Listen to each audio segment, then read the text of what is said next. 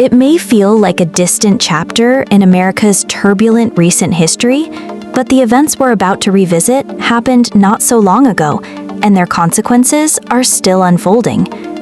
Before his controversial deployment of the National Guard to Washington, D.C., former President Donald Trump sent National Guard troops into the streets of Los Angeles.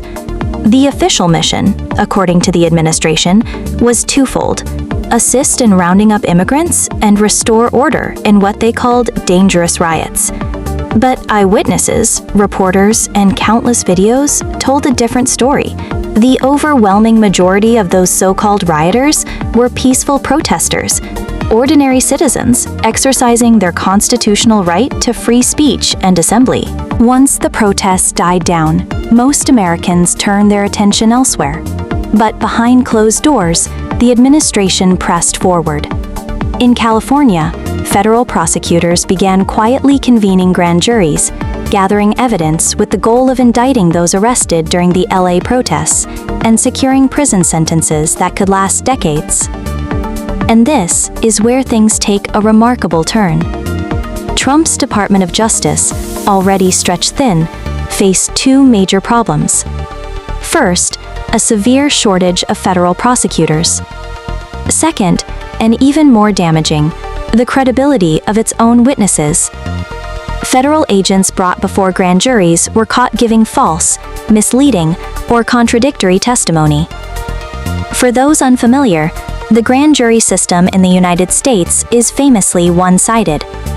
The defense has no voice in the room, no cross-examination, no rebuttal.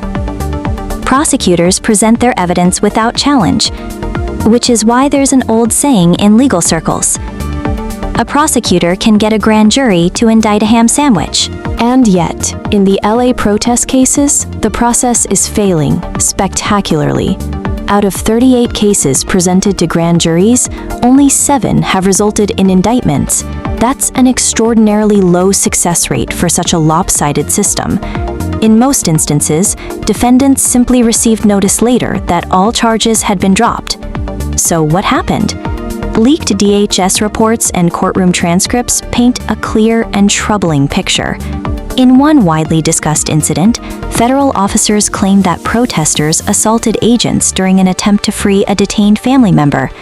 But later reports revealed the arrests actually took place in an entirely separate incident after the supposed attack had never occurred.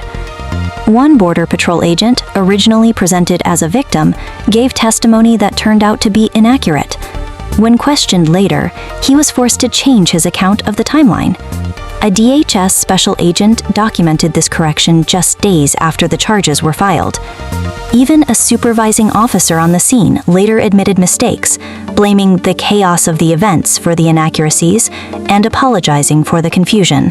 In other words, prosecutors walked into a grand jury saying, in effect, "Here's our case, but our own witnesses have admitted that much of it isn't true." And grand juries, which almost always return indictments, balked. One can imagine the reaction. Wait, you're asking us to indict these people based on testimony that has already been false? What are we even doing here? The irony is staggering. The individuals arrested were, by all credible accounts, peaceful demonstrators. Meanwhile, the agents who took them into custody are the ones whose testimony doesn't hold up. It's a snapshot of a much larger problem, one where political agendas, bad policing, and unreliable testimony intersect to threaten civil liberties.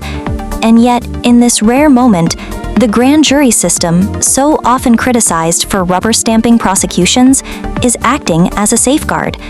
For now, these juries are protecting at least a slice of American democracy, refusing to endorse baseless prosecutions that rely on discredited evidence. Whether the rest of the justice system is still functioning with the same integrity is a much more difficult question to answer.